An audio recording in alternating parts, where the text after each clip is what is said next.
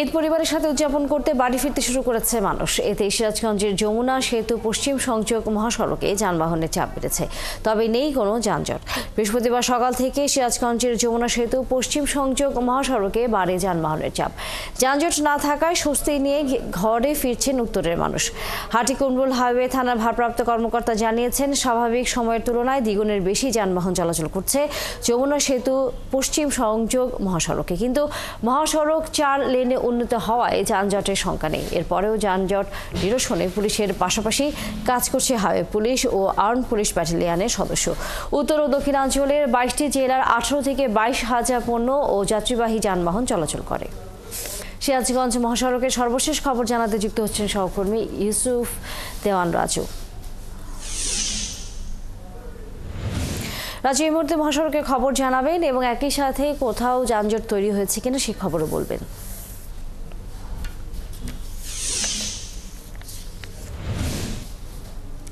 উত্তরাঞ্চল এবং দক্ষিণাঞ্চলের মানুষের একমাত্র প্রবেশ পথ হিসেবে পরিচিত যমুনা সেতু পশ্চিম সংযোগ মহাসড়কে যানবাহনের চাপ বেড়েছে। গত পবিত্র ঈদুল আজহা উপলক্ষে গতকাল সরকারি অফিস আদালত এবং পোশাক কারখানা ছুটি হওয়ার পর থেকে কিন্তু এই মহাসড়কে ব্যাপক যানবাহনের চাপ বেড়ে যায়। অনেকটাই স্বস্তি নিয়ে কিন্তু এই অঞ্চল উত্তরাঞ্চল এবং দক্ষিণাঞ্চলের মানুষ এবার ঈদে ঘরমুখী বাড়ি ফিরছেন। গত 24 ঘন্টায় এই মহাসড়ক দিয়ে প্রায় 51,000 গাড়ি চলাচল করেছে।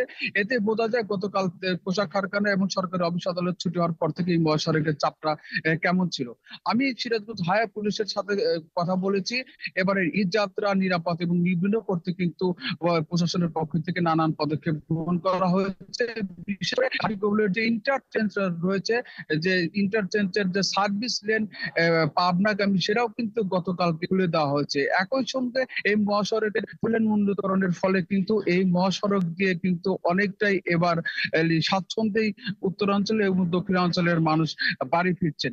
আমি মহাসড়কের বিভিন্ন স্থানে সকাল থেকে ঘুরে দেখেছি যে কোথাও কিন্তু কোনো যানজটের সৃষ্টি হয়নি এবং এবারের ঈদ যাত্রায় কিন্তু অনেকটাই আর স্বস্তিতে কিন্তু মানুষ নারী টারে বাড়ি ফিরছেন। এই মহাসড়কে কিন্তু এ পর্যন্ত কিন্তু কোনো ডাকাতি বা ছিনতাই বা অজ্ঞান পার্টির খবরে কেউ কোনো যাত্রী বা কোনো ব্যক্তি পড়েনি। গতকাল থেকে কিন্তু এই মহাসড়কের যানজট নিরসনে পুলিশ প্রশাসনের পাশাপাশি সেনাবাহিনী মাঠে নেমেছিল। ফলে যে সাধারণ যাত্রীরা তারা কিন্তু কোনো দুর্ভোগে পড়েনি এবং তারা অনেকটা স্বাচ্ছন্দ্যে কিন্তু তারা উত্তরাঞ্চল এবং দক্ষিণাঞ্চলে বাড়ি ফিরছেন। তবে গত 2 দিন আগে কিন্তু এই মহাসড়কে কিন্তু পণ্যবাহী পশুবাহী যে গাড়িগুলো সেটা সিরাজগঞ্জ থেকে উত্তরাঞ্চলে থেকে ঢাকামুখী গিয়েছে, সেটা কিন্তু এখন অনেকটাই কমে গেছে। ফলে কিন্তু অনেকটাই ধন্যবাদ রাজু। আমরা ফিরবো নিশ্চয়ই আবারও মহাসড়কের খবর জানবার জন্য। দর্শক সহকর্মী আমাদের সাথে যুক্ত ছিলেন।